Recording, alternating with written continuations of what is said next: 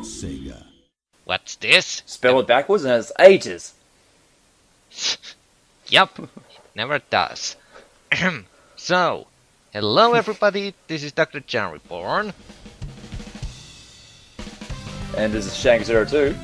And yes, you're hearing us and seeing this as right. A Finnish oddball and awesome Aussie are tackling a Sonic game. This has all the ingredients for epic win or epic fail on global disaster scale. God help us all. Mm-hmm. So yeah, welcome to our, shall we say, very first attempt to do a little bit of a different Go commentary idea. Now, if you're not familiar with the format, by the way, sorry, Shanik, I'm kinda doing the explanation here, if you don't mind or do you have something to say. No, that's right, you go ahead. Okay, so basically, if you're not familiar with the format, this is something that guys like, or groups on YouTube like brainscratch.com or even Hellfire.com's usually do. Basically, format being that one guy records a game footage and then they just commentate all over the insanity that is going on. So, very simple concept, and let's see how badly we two can fuck it up. And of course the one person playing happens to be me since, well, it was kinda my idea, so I decided to take the task upon myself to record something for the commentary, and I decided to pick a game that both I and Shanik are familiar with, Sonic Generations. Yep. And that crab just back at the beginning there, he gets me every single time I try and play this stage. Yeah, it wouldn't be a classic Sonic game representation if the batnik placement wasn't dickies. Fucking slicers. Urgh. Oh yeah. So, so, how's your day, Doc? well, it's been okay, and it's only going to hopefully get better since, well, I get to do commentary with you on a game that I personally actually think is still probably one of the better Sonic games to come out in quite a while now. Over 10 years? Yeah, 10 years of being in an abysmal black void of suckiness. That was a rough time for Sonic the Hedgehog, my god. Oh yeah. Well, and Mario... the worst game of them all was probably definitely Sonic 06. Yup. Ugh. Well, then again, I guess it still is kinda better than Mario, since, you know, Mario is kind of a like... Nintendo is afraid to do anything too different with him, because they think that if they try anything, then he's going to completely blow. Since he's kind of a boring character, actually. I don't know, like, in all the other Nintendo consoles, like, they always had, like, some sort of different kind of some sort of different kind of game for Mario then. Like, you know, like, in the Wii they had, like, Super Mario Galaxy, in the GameCube, roughly-ish, they had Super Mario Sunshine. Yeah, you're right, they... With the Wii U's version, they're sort of going with, like, more of the classic feel. Yeah, well, yeah, but it's just that in some of the recent Mario games, they just played the nostalgia card way too many fucking times. Like, seriously, go down how many elements they've ripped out of Super Mario World or Super Mario Brothers 3 in their recent games.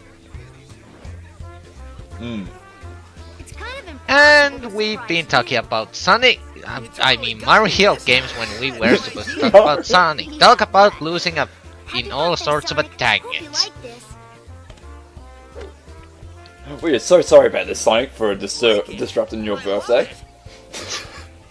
Yup, and I by the way love this, like... Okay, so this huge monster from some dimension or another suddenly pops up and all Sonic worries is a fucking chili dog. Really?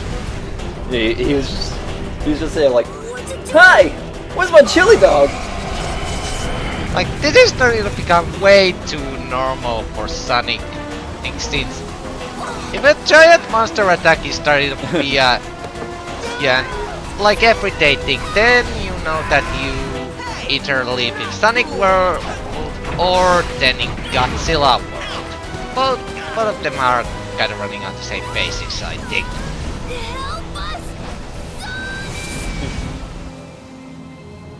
And now, see, here's one thing that I actually found really weird for this game. Like,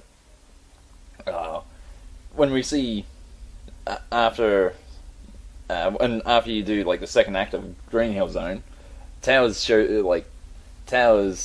he sort of pops up at the end of it, but he was more like at the end of. He should have been on the Chemical Plant Zone.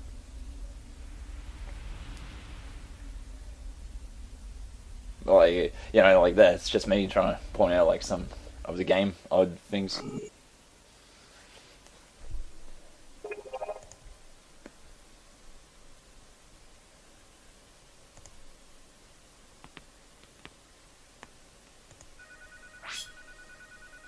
Okay. Hello again, Shanik. Hello. Well, that was kinda awkward, but happened you there? didn't really miss much. All you missed was that gigantic white void. So much white. Oh god. Like, have you ever tried to like play this game on PS3 or anything like really late in the evening? I swear to god, all that white really can get to your eyes.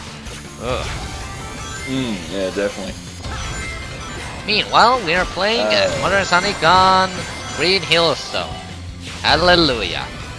And, well, to speak of actually about the game itself, instead of going on all 300 different tangents, I gotta say, I actually really like how they handle the classic and the modern sections. Like,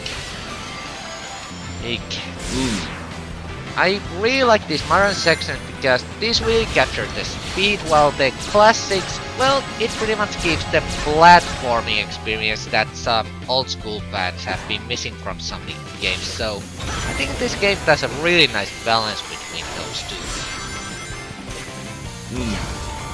Yeah, I prefer more the like classic stages than the modern ones. I don't know, because like with like the classic ones, because like I grew up playing most of the old Genesis games more than the modern games. Yeah, by the way, Shanik, you were kinda silent on your end, so is your mic set down a little bit or something? I can get a little bit closer if you want. Okay, now I can hear you better, Yeah, but yeah, I also grew up with the classic games. Mind you, I'm not that big of a Sonic fan, but I like him just about as much as everyone else, and I have played the classics. And well, while I do agree that the classic games are still really fun to play, I still think this game did pretty nice presentation how the classic stages work with the modern gameplay mechanics. So gotta give this game kudos for that one. Yeah, I guess that's true. Like, cause like it is pretty hard for them to try and come up with an idea of how like the classic stages should have been done, like in the later areas, like, you know, like Seaside Hill or Planet Wisp and all that. Yeah, some of the...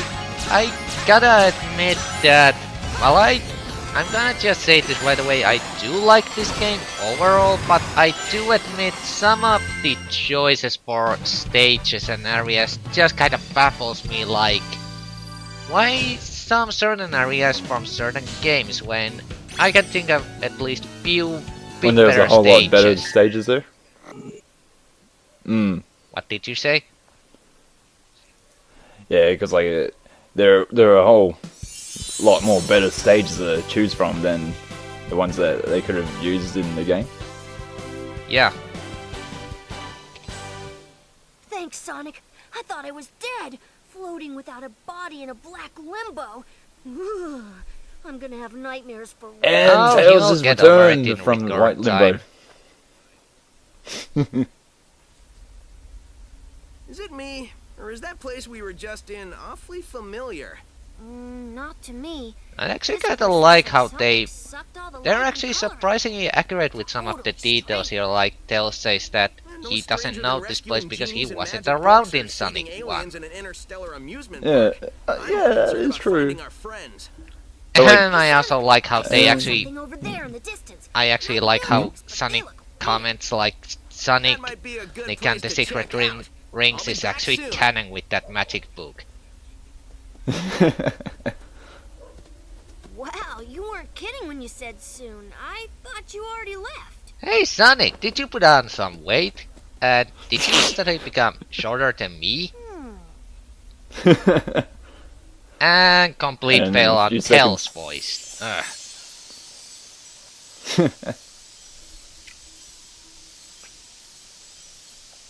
few seconds later, Classic Tails pops up behind him. Be like, Yep. Mister, where am I? I actually gotta say that the voice acting in this game and some of the little bit earlier ones is really good. But I actually really like Tails' voices and such. Oh, And hello, God, I'm you a cow. abomination from hell.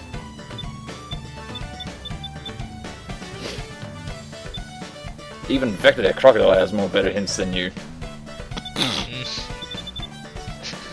Nice one.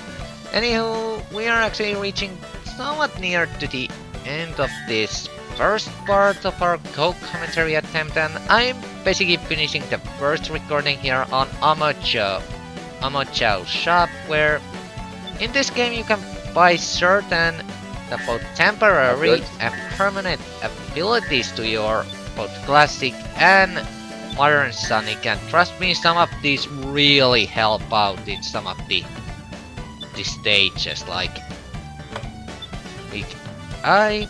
if there's something I kinda want to criticize about Sonic's movement and such, is that, at least in my experience, I think both modern and classic Sonic carry a little bit too much momentum once they've like been running a little while. Like, they easily shoot themselves over the edges quite easily if you're not careful.